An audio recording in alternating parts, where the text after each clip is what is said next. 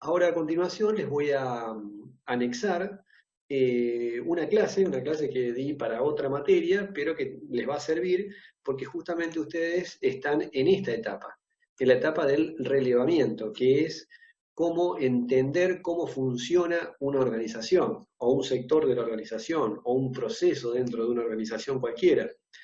Hablamos de organización porque puede ser sin fines de lucro, como una escuela o como un club, o con fines de lucro, donde ahí esa organización se transforma en empresa. Bueno, el término genérico de organización es para que ustedes la puedan describir y cómo relevar algo que les interese acerca de un proceso en particular, que les llame la atención, que les gustaría trabajar en profundidad y que eso les va a dar pie después para encontrando problemas o inconvenientes en ese proceso en particular o en ese sistema en particular, en ese sistema administrativo en particular de esa organización, ustedes van a poder plantear, como está Leandro, ya directamente la propuesta concreta de desarrollo que quiere hacer.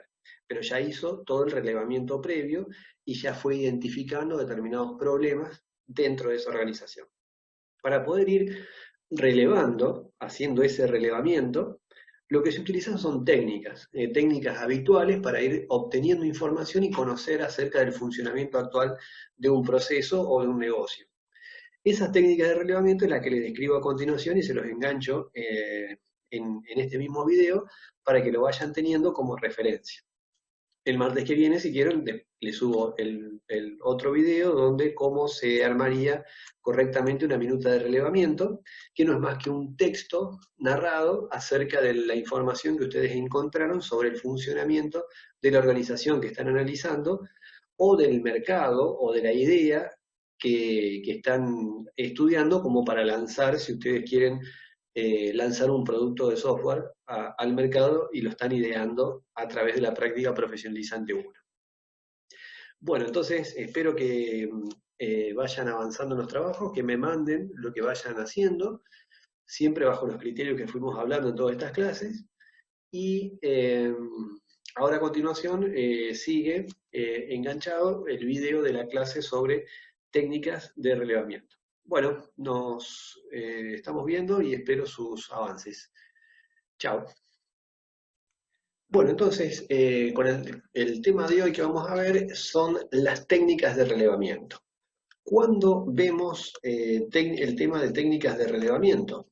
Bueno, si nosotros suponemos que el ciclo de vida de desarrollo de software que vimos tiene una serie de etapas y el objetivo es, en la ingeniería del software, es optimizar y llevar a la mejor calidad posible cada una de esas etapas, de manera de que el producto software que se genere satisfaga todos los requerimientos del usuario, o sea, todo lo que el cliente quiere que el software haga, nosotros lo cumplimos y de la mejor manera posible. Entonces, para construir un software se van siguiendo determinadas etapas, las que vimos, por ejemplo, la del relevamiento, obtención de los requisitos, analizarlos, diseñarlos, programarlo, codificarlo, probarlo y después liberarlo o implementarlo para que el cliente tenga el software que quiere. O sea, desde los requerimientos hasta el programa construido e implementado. Fíjense que la primera etapa es determinar los requisitos o los requerimientos. ¿Qué es lo que el sistema tiene que hacer? Y sí, o también lo podemos ver de esta manera, que estos requerimientos, qué es lo que el sistema tiene que hacer, lo podemos descubrir previo a entender cómo es el funcionamiento del negocio actual. O sea, cómo funciona actualmente, supongamos que vamos a hacer una aplicación para el instituto terciario, cómo funciona actualmente el negocio, el instituto, por ejemplo, en secretaría, cómo registran a los alumnos, cómo hacen el seguimiento de los exámenes, de las notas, cómo saben qué alumno está inscrito en cada materia y en cada carrera y en cada materia de la carrera, eh, cómo llevan el control de la asistencia de los alumnos y de los profesores. Bueno, ¿cómo funciona actualmente? De manera manual, registrándolo en planillas, con Excel, con algún sistema, algunas tareas manuales, algunas tareas automatizadas. Para entender cómo funciona algo actualmente, que es un paso necesario, porque si nosotros vamos a proponer actividades, mejoras, proponer el desarrollo de un software, primero tenemos que entender cómo funciona el negocio actual, cómo funciona, no sé, la farmacia, cómo funciona el club, cualquier proyecto que ustedes quieran encarar, tienen que entender primero cómo funciona actualmente. Entonces, fíjense que siempre las primeras etapas habla de requisitos, de relevamiento, de requerimiento, de modelado, de entender el negocio, o de, por acá abajo, recolección y refinamiento de requisitos. ¿Cómo recolectamos? ¿Cómo entendemos el funcionamiento del sistema actual? Bueno, ahí aparece el tema que vamos a ver hoy, que es el de técnicas de relevamiento. O sea, cómo hacemos para recolectar la información y entender el funcionamiento actual de un proceso de negocio genérico, cualquiera sea. Las técnicas son comunes al proceso o al negocio que querramos averiguar acerca de cómo funciona. Básicamente nosotros vamos a ver hoy, y que la van a aplicar en las próximas actividades, 5 técnicas de relevamiento. Una de las técnicas de relevamiento habituales que se emplea y que es imposible de evitar hacerla es la que se denomina observación. Es decir, que cuando ustedes van a un determinado lugar, sí o sí, quizás ahora no lo hagan, pero después con el tiempo, a medida que van realizando esta tarea de relevamiento es una de las primeras tareas y una de las tareas típicas que realiza lo que se denomina un analista funcional. El analista funcional es lo que primero que tiene que hacer es entender el funcionamiento actual de algo, para después saber qué software pensar a analizar y diseñar, y después que el desarrollador lo construya o lo programe. Entonces, ¿qué hace un analista funcional? Y supongamos que va al instituto terciario, lo primero que tiene que ver es cómo funciona. Y cuando va a entender cómo funciona, tiene que empezar a acordar citas con el director, o con el regente, o con el rector, o con el responsable del área de secretaría, o el área de veeduría. Y mientras va tratando de averiguar el funcionamiento actual, lo que va haciendo, y de manera casi imposible de no hacer, es la observación. Entonces ustedes entran al lugar y la observación lo que tiene que ver es medir el comportamiento, cómo es el ambiente, cómo es el sistema de influencias. Entonces ustedes van a observar en un área administrativa, por ejemplo, que tenga que hacer el relevamiento, van a ver que existen 4 o 5 empleados, pero que la mayoría siempre van y le preguntan ante cualquier inconveniente al mismo, entonces a la misma persona. Entonces de esas 4 o 5 ustedes van a ver por la cuestión de observación que si en el caso de que tendrían que indagar detalladamente en ese sector, ya saben a quién le tienen que ir a preguntar, porque se dieron cuenta que la cultura de ese sector, hay alguien, tiende a que todas las preguntas las canalice quizás la persona de mayor antigüedad, o la que está más preparada, o la que estudió más el reglamento, y entonces ustedes cuando quieran saber cómo funciona algo deberían recurrir a esa persona. O sea, las técnicas de relevamiento se utilizan. Relevar en la jerga de sistemas es obtener información, entender cómo funciona algo. Ese es el objetivo del relevamiento. Para después bosquejarlo y traducirlo en lo que se llama una minuta de relevamiento. O sea, la salida del uso de las técnicas de relevamiento es la traducción en lo que se llama una minuta de relevamiento, que es una transcripción escrita acerca de todo lo que nos enteramos de cómo funciona un determinado sector o proceso. Estamos hablando todavía de cuestiones administrativas, que las tenemos que entender antes de poder mejorarlas a través del software que queremos crear. Entonces, la primera técnica que vamos a usar es la de la observación. Ver cómo es el manejo, el intercambio, la cultura, cuántas personas hay, si tienen equipamiento o no, quién es la persona que más se dirige, si hay un lugar de atención al cliente, si hay muchas personas atendiendo al cliente o pocas, si hay saturación, si hay mucha cola de gente, si no, si está bien organizado, si está mal organizado, y eso lo vamos viendo con esa técnica. Si hay mucho manejo de papelería, mucho planillerío, nada está totalmente despapelizado, bueno, todo eso nos vamos a ir dando cuenta mirando, observando. Otra de las técnicas que vamos a utilizar, y que normalmente siempre es muy recomendable hacer, es lo que se denomina investigación de datos, o también conocida como toma de datos reales. ¿Qué significa eso? Cuando ustedes están averiguando acerca de cómo funciona un determinado sector o un determinado proceso, es conveniente ir sacando, en la medida que se puede hacer, escaneando o sacándole fotos con el celular o pidiéndole que les envíen algunas muestras por mail de la documentación actual en la que se manejan. Por ejemplo, en el caso este del instituto terciario, es conveniente saber, bueno, cómo es la ficha. Actualmente se llena a mano una ficha de inscripción. Bueno, ¿cómo es la ficha? Piden una copia o le sacan una foto. ¿Cómo es el llenado de la asistencia de los alumnos?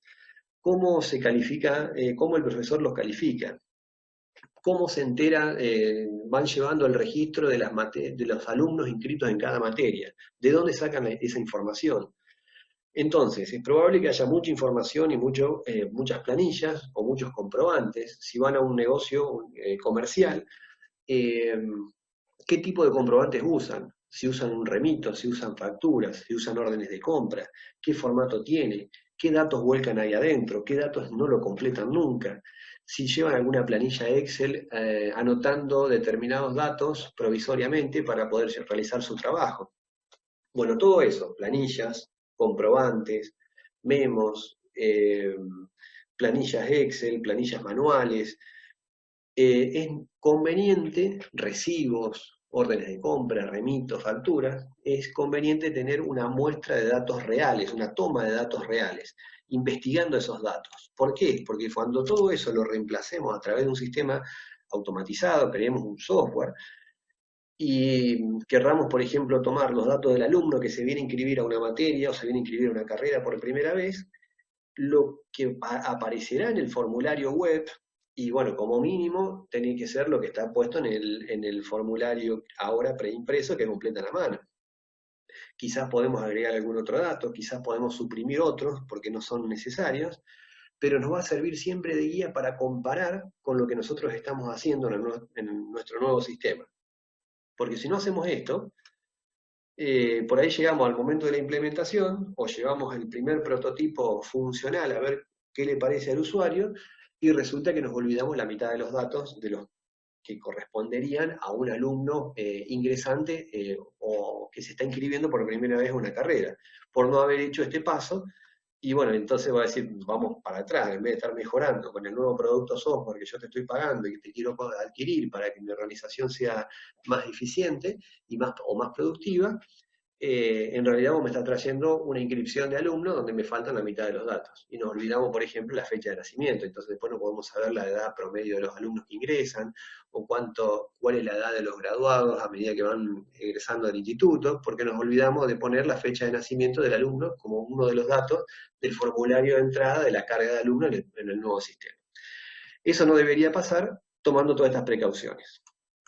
O sea que fíjense que no son excluyentes. Si voy haciendo la toma de datos, voy sacando fotos y voy escaneando comprobantes, documentos, planillas, también voy observando el ambiente laboral, voy mirando las influencias, voy viendo el comportamiento del sector o de la organización y van trabajando de manera complementaria estas técnicas de relevamiento. Otra técnica de relevamiento que se usa, pero que también no funciona sola, individualmente, se denomina muestreo. ¿Qué es el muestreo? Bueno, cuando ustedes van a un lugar, un típico lugar es, por ejemplo, cuando trabajan muchas personas y la mayoría hacen tareas repetitivas e iguales. Van a una planta productiva donde hay 20 o 30 operarios haciendo la misma tarea. Entonces ustedes quieren saber qué es lo que está haciendo ese operario, a ver si nosotros lo podemos ayudar o van a un supermercado y tienen una línea de 10 o 12 cajeros. Y quieren saber exactamente cómo está cobrando el cajero, cómo pasa los productos, si lo hace a través de un sistema, si lo hace con una tiqueadora fiscal manual, cómo está funcionando actualmente.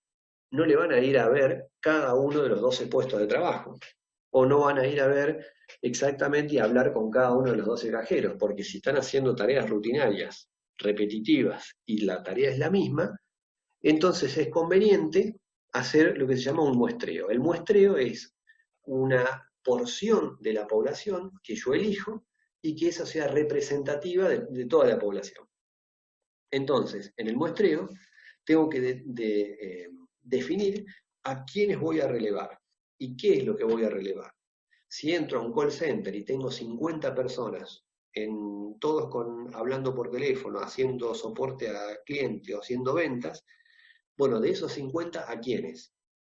Al supervisor de las 50 personas, siempre nosotros arrancaríamos por el lado del cargo superior para entender la operatoria general, y después tengo que tomar, en este caso me convendría hacer una muestra, no ir a indagar a cada uno de los 50 operarios del call center, por ejemplo, sino tomar una muestra. ¿Cómo puede ser esa muestra?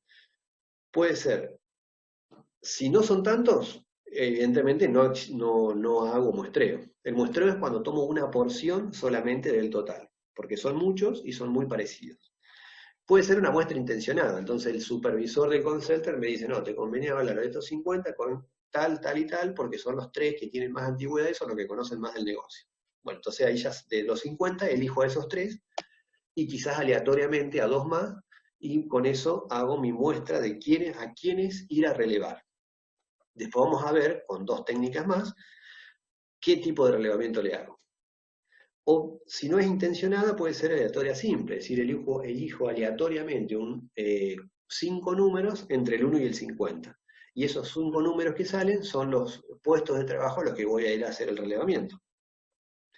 O bueno, y existen otras técnicas estadísticas, ustedes van a ver la materia de probabilidad de estadística el año que viene, en segundo año, pero básicamente la idea es esta, que yo puedo recurrir a una muestra, no toda la población, no todos los destinatarios de mi relevamiento, sino que me quedo con una porción, siempre que esa porción sea representativa de toda la población.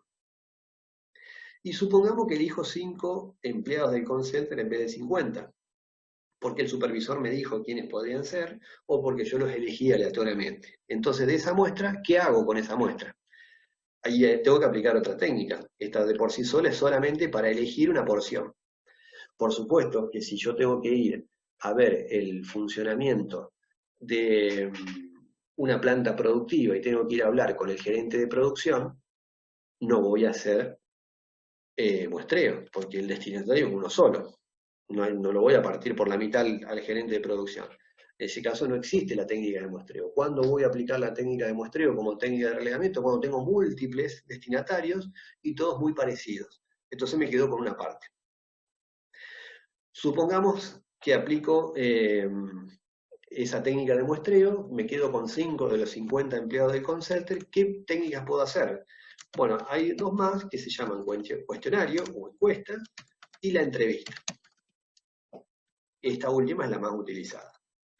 ¿Qué diferencia hay? El cuestionario es una serie de preguntas abiertas o cerradas que le hago a mi destinatario, en este caso sería, por ejemplo, a los 5 empleados de call center que yo elegí, para que ellos respondan libremente acerca del funcionamiento del negocio actual. Por ejemplo, quiero saber a qué hora ingresan, a qué hora terminan, cuánta es la duración de la jornada laboral, cómo les llega a ellos la planilla para saber a quiénes, a qué personas llamar por teléfono y vender el producto, cuántas veces pueden llamar al mismo cliente. Bueno, empiezo a preguntar. Esas preguntas pueden ser abiertas o cerradas. Existen genéricamente 3 tipos de preguntas. Los tipos de preguntas pueden ser abiertas. Entonces, si yo a ustedes, por ejemplo, les pregunto, ¿por qué eligieron la carrera técnico superior en desarrollo de software? Es una pregunta abierta. Entonces cada uno me va a decir el por qué. Y porque me gustaba la informática, porque en mi casa me dijeron que me convenía estudiar. Bueno, y así desarrollan la pregunta. Existen otro tipo de preguntas que se llaman cerradas. La pregunta cerrada es cuando ustedes optan de un conjunto de posibles respuestas, que pueden ser como mínimo 2 alternativas. Entonces ustedes les preguntan, respondan por sí o por no, ¿les gusta el dictado de clases virtuales? Bueno, y ahí marcan o sí o no. o pueden elegir el grado de satisfacción. ¿Qué tan conforme está con el dictado virtual de clases del instituto? Y le dan una escala de 1 a 5. 1 para nada conforme y 5 muy conforme. Entonces ustedes eligen un numerito. Esas son las típicas preguntas cerradas. Cuando ustedes hacen, por ejemplo, una pregunta cerrada que puede tener respuesta por sí o no, lo que pueden hacer es una repregunta. El por qué. El porqué de ese sí o no, eso se denomina sondeo. Es que están repreguntando, están indagando sobre una pregunta acotada o cerrada. Sería como una apertura de una pregunta cerrada. Bueno, pero más allá de estos tres grandes tipos de preguntas, el cuestionario lo que hace es, imagínense como un formulario donde tienen todas las preguntas prearmadas, se lo dan al destinatario, el destinatario las responde y se las entrega. Como puede ser, por ejemplo, las que les mostré, si por ejemplo el que conoce el Google Form, como las encuestas que yo les hice, o esas entrevistas, o ese llenado de datos. ¿Cómo es tu apellido, tu nombre, tu mail? ¿Qué nota sacaste en tal lugar? ¿Qué nota sacaste en otra actividad? Bueno, son todas preguntas que ustedes van a poder responder a través de un formulario web que les llega a su mail o que les llega el link donde pueden entrar. Cuando lo llaman por teléfono y le hacen preguntas acerca de a qué candidato votarías, a qué candidato no votaría, qué imagen tiene este candidato, qué imagen tiene la otra, bueno, esos son típicamente son cuestionarios. Los cuestionarios pueden ser con una planilla escrita, pueden ser telefónicos, pueden ser a través de un formulario web. La particularidad está en que el que está realizando el cuestionario o no interviene, o ni siquiera lo conoces, la persona que lo responde, y lo más importante, no puede influir en las respuestas tuyas. Esa es la característica del cuestionario. Está prearmado, perfectamente organizado, puede tener preguntas abiertas, puede tener preguntas cerradas. En general, lo que se busca en un cuestionario es que sean preguntas cerradas porque después las podemos procesar. Entonces podemos decir, bueno, ¿qué candidato te gusta? Y de ahí sacamos el porcentaje. Todos los que me respondieron candidato 1, lo sumo, lo comparo con el 2 y el 3 y ahí puedo sacar las proporciones. El 38% eligió al 1, el 29% eligió al 2 y así sucesivamente, o un porcentaje no sabe o no contesta. Esa es una de las características fundamentales del cuestionario, que el que hace las preguntas, ya sea telefónicas, o que el que te entrega la planilla en papel para que vos las completes, o el que te envía un mail para que vos completes el formulario web, no tiene ningún tipo de influencia en las respuestas que vos podés hacer. Y ese cuestionario puede ser anónimo o no, puede tener el nombre de ustedes, puede ser anónimo, pero lo importante es que las respuestas que ustedes den, o en este caso nuestra persona a la que le estamos relevando nos dé, nosotros no le podemos influir de ninguna manera porque ya está prediseñado el formato. ¿A quiénes aplicamos cuestionario? Bueno, si ustedes van a ir a entrevistar, como decíamos, al gerente de una planta productiva, o a un gerente de ventas, o a un regente, o a un rector, o a un director del instituto terciario, no van a llevar el cuestionario, le van a decir, Tomás, ¿me completás estas preguntitas? En realidad ahí no. ¿A quiénes vamos a aplicar cuestionario? Cuando tenemos que relevar o confirmar datos, previo muestreo y lo distribuimos. Es una toma de datos masivas, en donde queremos saber, por ejemplo, el grado de conformidad de los empleados en un determinado sector, y una serie de toma de datos lo más automatizada posible, que después lo podamos procesar, pero que no sea alguien, un tomador de decisiones o un cargo alto, donde ahí vamos a necesitar tener otro tipo de técnica de relevamiento. Si vamos a entrevistar a un director, a un regente, a un jefe, a un coordinador, a un supervisor, no vamos a hacer muestreo porque es uno o son muy pocos. Es importante que lo hagamos con todos porque ellos nos van a dar la información acerca del funcionamiento general. No vamos a hacerle un cuestionario, no le vamos a tirar por abajo de la puerta un papelito y le decir complétamelo y mañana vengo. Lo que vamos a hacer es una entrevista. Entrevista obviamente lo podemos hacer en todos los niveles de la organización, el alto, el medio o el bajo.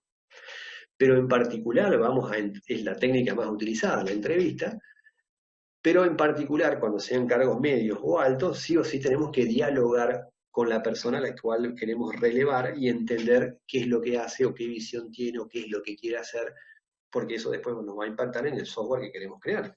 Y que es muy probable que el que estemos entrevistando sea uno de los que nos tiene que pagar el producto. Entonces, ¿qué es la entrevista? Es un conjunto de preguntas, pueden ser abiertas, pueden ser cerradas, pueden ser de sondeos, pero que yo se las hago verbalmente y donde nos podemos ver cara a cara el entrevistador con el entrevistado. Nosotros, como analistas funcionales, o ustedes haciendo el rol de analistas funcionales, van a ser los entrevistadores. Y el entrevistado va a ser el cliente o el futuro usuario del sistema que queremos construir, y a ese entrevistado le tenemos que extraer toda la información acerca del funcionamiento actual del proceso de negocio, de manera de poder traducirlos a un software posterior. Entonces, la entrevista, a diferencia del cuestionario, la entrevista tiene preguntas también, y pueden ser abiertas, cerradas o sondeos, pero hay una interacción permanente entre entrevistador y entrevistado. Dentro de esa entrevista, como dijimos, puede haber preguntas cerradas, puede haber preguntas abiertas, y obviamente también puede haber sondeos. Le preguntan algo a la persona, le dice que sí o le dice que no, y entonces viene el por qué y para qué, y qué pensás, te podés explayar. Entonces se llaman sondeo, preguntas de tipo de sondeo o exploratorias. También lo pueden encontrar por ahí. Otra de las características de las entrevistas de esta técnica, que más allá de tener un montón de preguntas, es que siempre tiene que estar planificada. La planificación es una característica importante de la entrevista. Yo tengo que saber a quién voy a entrevistar como analista funcional, ¿no? Tengo que saber a qué se dedica esa persona, cuál es la tarea, tengo que tratar de averiguar mucho para que esa entrevista sea fructífera. Cada entrevista que yo pacte tiene que tener también un objetivo. Las entrevistas tienen que tener un objetivo, que es para qué lo voy a entrevistar. Porque una misma persona la puedo entrevistar más de una vez, pero cada vez que lo entreviste quiero saber por qué, para qué, hasta dónde quiero llegar. Entonces también la tengo que planificar. Saber, tener en mente qué es lo que hace esa persona, qué es lo que me puede responder, qué es lo que yo quisiera confirmar, qué dudas me está quedando y que esa persona me las puede evacuar. Y en plantear el objetivo de la entrevista, en planificar y apareciendo estos tipos de preguntas que aparecen, las vamos a subir por acá, que también son válidas para el cuestionario, pero obviamente para la entrevista también.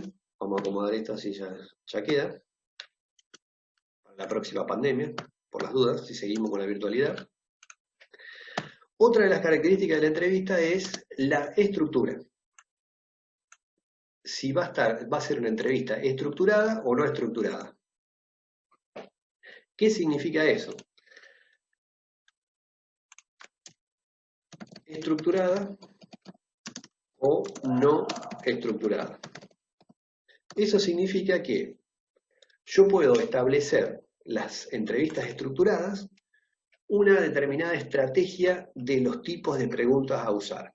Acá en estructurada, cuando ustedes vean el apunte que les publiqué, van a ver que existen, por ejemplo, la técnica del, se llama embudo. La técnica del embudo, si ustedes se imaginan un embudo, es más abierto al principio y más finito al final. Entonces, ¿eso qué significa? Que yo voy a arrancar las entrevistas con muchas preguntas abiertas y después la voy a terminar con preguntas cerradas. ¿Cuándo haría esto? Y por ejemplo, si yo tengo como destinatario un entrevistado que sé que le gusta hablar mucho, que se va por las ramas, pero en realidad yo lo que quiero ir a confirmar es puntualmente algo que quiero que me lo diga. Y quiero cerrar la entrevista con eso. Si yo voy y se lo pregunto directamente, no me lo va a contestar. Entonces lo que hago es una serie de preguntas, le voy dando vueltas, le dejo que hable, que se explaye, y después lo voy llevando para el tema que yo necesito confirmar, y cierro esa entrevista con una pregunta cerrada, y es probable que ahí extraiga esa información que me está faltando y me la llevo. Nunca las entrevistas son de mucho tiempo, ¿no? Porque tanto nosotros como la persona entrevistada no está 2 o 3 horas disponible para charlar y demás, sino que por eso tienen que tener un objetivo. Nosotros tenemos que saber la persona que vamos a entrevistar, para qué le vamos a entrevistar, acordarlas en la planificación, el día, la hora, el lugar, y a partir de ahí empezamos con todo este formato de preguntas. Si es estructurada, como les decía, una de las técnicas estructuradas es la de embudo. La otra es piramidal. Si ustedes se imaginan una pirámide, es como un triángulo, que empieza con la punta arriba y termina con la base. Entonces, al revés. Primero preguntas cerradas y termino con preguntas abiertas. ¿Cuándo, por ejemplo, usaría esta estrategia de entrevista? Son todas características que estamos viendo en esta técnica particular de la entrevista, que es la más utilizada, por eso no estamos explayando más. Y yo usaría una técnica, una estrategia, una estructura piramidal, mejor dicho, en una determinada entrevista, cuando una persona es muy introvertida, pero sé que conoce muchísimo el sector o el proceso que yo quiero averiguar. Entonces, si yo como primera pregunta le digo, y sé que es introvertida y que es reacia a transmitir los conocimientos, y le digo, ¿me contás cómo funciona el proceso actual? Es una súper pregunta abierta esa. Y es probable que no me diga nada, o me diga 2 palabras y ahí se terminó. Entonces, podría llegar a empezar con preguntas cerradas. ¿A qué puesto? ¿Cuándo ingresaste? ¿Cuál fue tu siguiente ascenso? ¿Qué antigüedad tenés? Bueno, entonces todas esas son preguntas cerradas, concretas. La persona va respondiendo, esas preguntas cerradas que les hago es para que se empiece a reconocer a sí misma como importante, y sobre el final de la entrevista, o sobre la segunda parte de la entrevista, en la quinta, sexta, séptima pregunta, empiezo a hacer preguntas abiertas de manera de poder obtener y que se explaye acerca del funcionamiento de determinado proceso. Pero ahí necesito que me lo cuente, a diferencia del caso anterior que necesitaba que me concrete algo. Y la combinación de las dos, de pirámide y de embudo, se llama diamante. Cuando ven el diamante como un rombo, es que empiezo con preguntas cerradas, luego empiezo a hablar empiezo a realizar preguntas abiertas, y después para concretar o cerrar vuelvo con preguntas cerradas. Entonces empiezo con confirmaciones iniciales, que se explayo, preguntas abiertas, y conclusiones en la última parte, volver a preguntas cerradas. Obviamente que son todas estructuras teóricas, pero que ustedes después, en el caso de hacer ejercicio habitual del relevamiento, y están en contacto permanente con los clientes o con los usuarios de un determinado sector, pueden llegar a recurrir para obtener mejor la información actual y eso poder traducirlo en una buena minuta de relevamiento. La minuta es la traducción textual en un documento de Word, eso lo vamos a ver la clase que viene, de cómo se traduciría lo que nosotros vamos averiguando acerca de la información o del funcionamiento de un determinado proceso. Otra de las características de la entrevista es el registro, el cómo voy a registrar esas respuestas. ¿Qué significa eso? ¿Y cómo me voy a acordar todo lo que me va diciendo? Porque la entrevista, como ven, es un diálogo, un intercambio entre el entrevistador y el entrevistado. Bueno, puede ser que uno tome notas, vaya tomando notas en un lugar, en un cuaderno, en un apunte, acerca de lo más importante. Si es posible y nos dejan, podríamos grabarla. Lo podemos grabar con el celular, antes venían los grabadorcitos chiquitos. Si tenemos la conformidad, no vayan ustedes a sentarse delante de un gerente y dice, bueno, vengo a hacer la entrevista a ver cómo querés que sea el informe de gestión de los operativos, y le ponen el celular delante y le empiezan a grabar. Y no preguntan si se puede o no grabar, si él está de acuerdo en grabar. Entonces, no, siempre tiene que tener la conformidad del otro. Entonces, ese registro puede ser por medio de notas escritas que ustedes van tomando, por medio de grabaciones, pero siempre que tengan la conformidad del otro. Tampoco van a empezar a hacer la entrevista y lo único que agachan la cabeza y empiezan a escribir de lo que le va dictando el otro. O sea, ustedes van tomando, van registrando las ideas fuerza, lo más importante para no olvidarse. Por eso es muy importante, valga la redundancia, que la entrevista la haga las personas que tengan más experiencia en el tema del relevamiento. Y cuanto más alto es el cargo y el rango del entrevistado, a quienes nos vamos a dirigir, más experiencia tiene que tener el entrevistador, para que sea de igual a igual la charla. Y si es posible que conozcan el rubro o el negocio en el cual están entrevistando. Y si no, podemos tomar nota, porque se hace muy lenta la entrevista y no nos dejan grabar, no queda otra que prestar muchísima atención.